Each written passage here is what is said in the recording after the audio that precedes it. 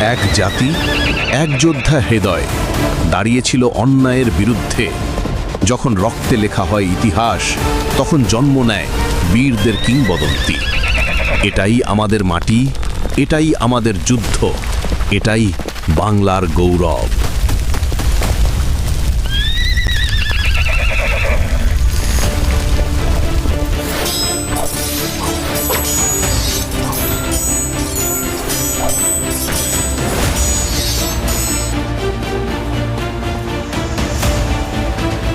Joy Bangla.